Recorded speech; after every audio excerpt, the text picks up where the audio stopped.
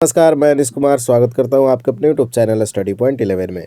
SSC GD 2024 की नई भर्ती को लेकर 2023 में आयोजित एसएससी जीडी परीक्षा के कुल 76 शिफ्ट का प्रश्न पत्र का हल हम लोग देख रहे हैं। आज है वीडियो नंबर 38। इससे पहले हम लोग 37 वीडियो कर चुके हैं।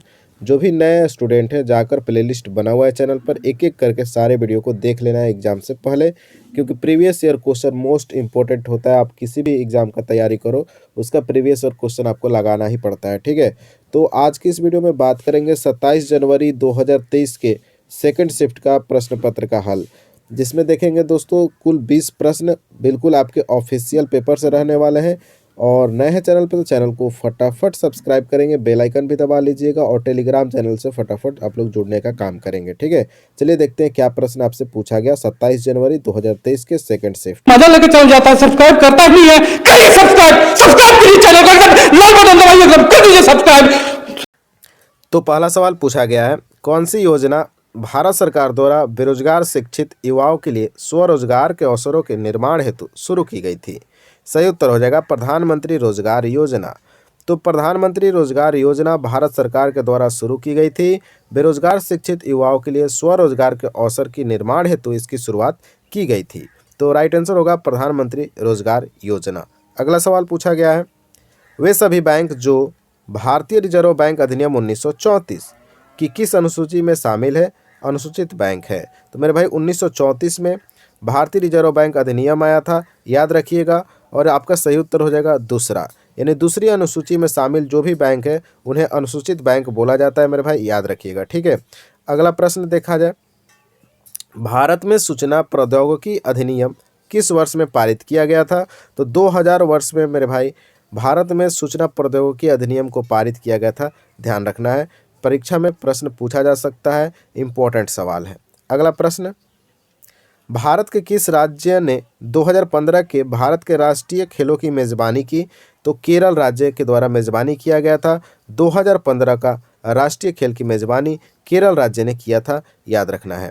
अगला प्रश्न पूछा गया, कलाम मंडलम रमनकुट्टी नायर को किस नृत्य शैली में उनके योगदान के लिए पद्म भूषण से सम्मानित किया गया था? तो कथकली नृत्य आपका सही उत्तर हो जाएगा मेरे भाई। ठीक है, तो कलाम मंडलम रमनकुट्टी नायर का संबंध किस नृत्य से? कथकली, और इनको पद्म भूषण पुरस्कार से सम्मानित किया गया है।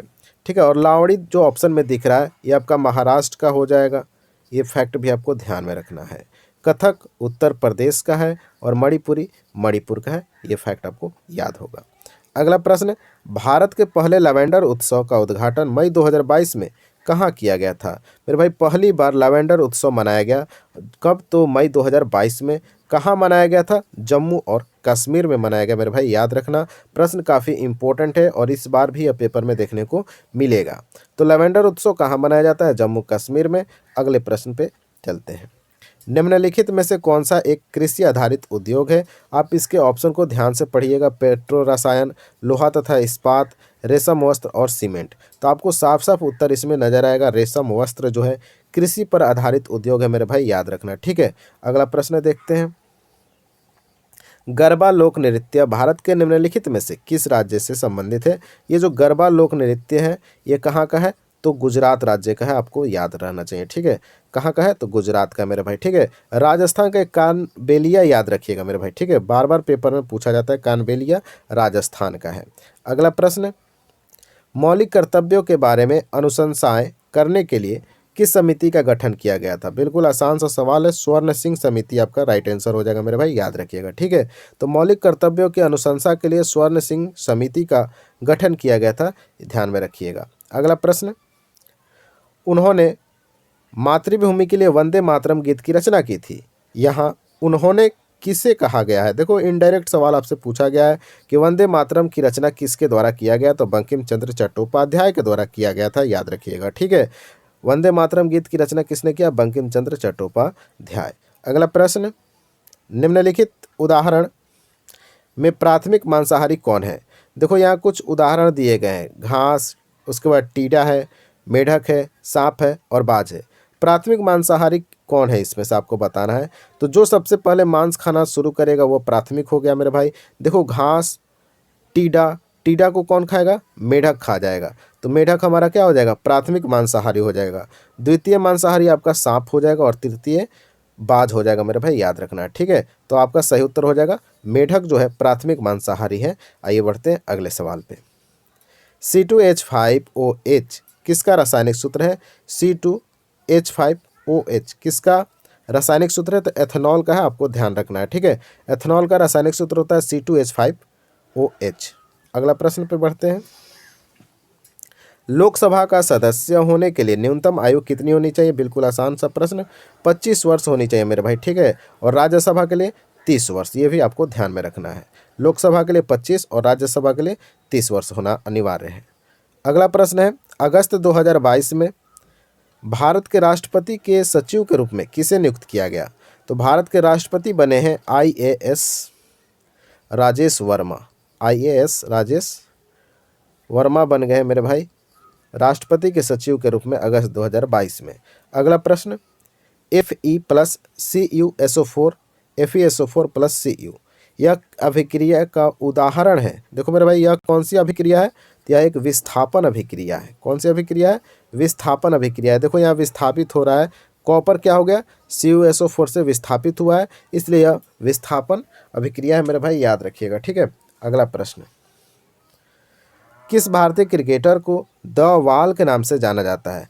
द वाल के नाम से किसको जाना जाता है? तो याद रखिएगा राहुल द्रविड़ को द वाल के नाम से जाना जाता है। अभी भारतीय क्रिकेट टीम का अभी हेड कोच कौन है? तो राहुल द्रविड़ ही है, ये भी आपको ध्यान में रखना है, ठीक है।